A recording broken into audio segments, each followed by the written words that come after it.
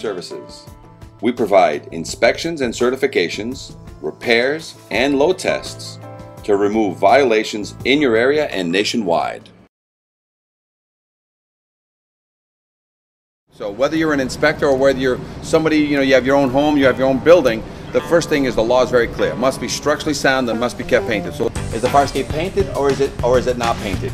And does it have more paint than rust or more rust than paint? So I can just look at this fire escape and say that I have evidence right now that there's more rust than paint on this fire escape. So immediately, if you were to call an inspector out here, the law doesn't allow him to pass this fire escape simply because it has more rust than paint.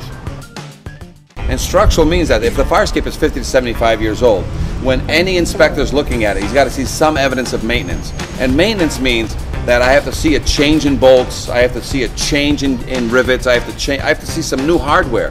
Because when I go up to a fire escape, I see nothing but original hardware.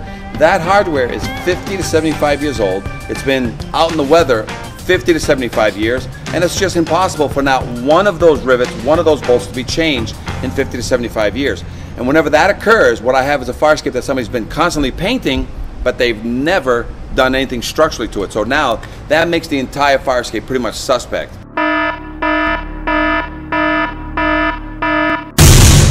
So now I have to be careful as to what I'm looking at to make sure that the structural now, on especially the major structural connections, are in good order. Thank you for watching our video. Please call us today at 800-649-3333 to discuss your fire escape issue with a live inspector or schedule an inspection in your area today.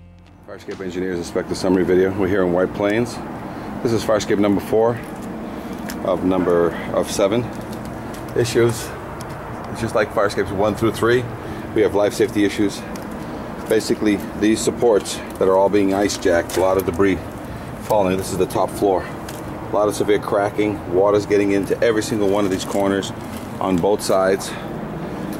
Basically, this railing is acting as a truss. This truss is tied into a piece of flat. This piece of flat is tied into the end points of every one of these. Every single one of these is 4 to 8 inches into the wall, as previously explained. So basically, we have an unsupported structure here because the railing and the flats are no longer connected. Corners are shot. Heads are missing of what used to tie in the supports back into the wall. So basically, this is an unsupported structure. Life safety issues on this particular fire escape also. This is the only one that has a railing. Every floor has to have one of these protective railings that stop me from falling. You got a lot more room on this particular. The smoke, the flames, and the frightened faces. All in a firefighter's line of duty. But Chief William Hitchcock remembers the night it wasn't the fire that almost stopped him. Oh, I was scared to death. But the fire escape that broke underneath him. Where the railing just came away from the building. And our investigation found across Massachusetts more unsafe fire escapes. Rusty, deteriorating, crumbling, broken.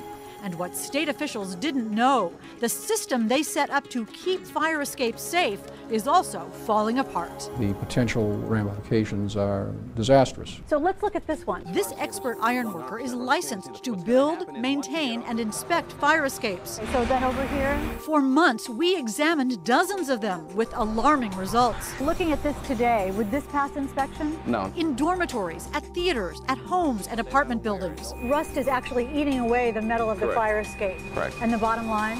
It'll get weak and then eventually it'll fall. This one has rotted connections. This one missing bolts, twisted metal. Would the stairs come down? No, never come down. This one a broken tread. So how dangerous is it for the people inside this building? This fire escape is definitely going to put somebody either in the hospital or it's going to put somebody in a cemetery. Fire escapes are so critical. The state building code requires they be certified for structural adequacy and safety every 5 years. But our investigation found that safeguard is simply being ignored. Here's proof. We chose fire escapes at random in Boston, Somerville, Cambridge, Worcester, and here in Quincy. We checked building department files. But there's no fire escape certification. Not in this file. to see if building owners had submitted their mandatory inspection reports. There's no certification in this one either. Right. Bottom line, not one we checked in Quincy had been certified as safe. And the director of inspectional services admitted because of staffing shortages, the city has no idea how many other fire escape owners are breaking the rules. And as a result, do you know how many fire escapes in your city are safe or not? Well, I don't know. In Worcester, not one we checked was certified. In Somerville, No. 4 more fire escapes, Did it fall through the cracks? Yeah. not one up-to-date certification. And again, no system for keeping track. How can they get away with that? I guess that the shortest answer of all is because we don't have the resources to sit here and follow up on these things. If structural deficiencies are reported, local building inspectors can actually evacuate residents until repairs are made. Would you talk to us on camera about this? No? But when we surveyed 24 more communities, most admitted they had no idea how many fire escapes were certified. In Taunton, inspectors told us they haven't seen a certification in 25 years. Northampton officials said it's a cold day in hell when that happens. In Cambridge, too, not one of our test buildings was certified, and the official in charge would not come out to discuss it. In Boston, where there are more than 8,000 fire escapes, again, according to inspectional services, not one we checked was certified. Officials know they are required to enforce the building code, but they admit they don't always know if owners are breaking the law. The building code is being ignored. Right, but it's difficult to write a violation when you don't have knowledge of something like that. But state officials say for a critical issue like this, communities should know. And they warn the Massachusetts building code is not optional. Does it worry you that these fire escapes are not being certified? This is an important issue and should not be ignored.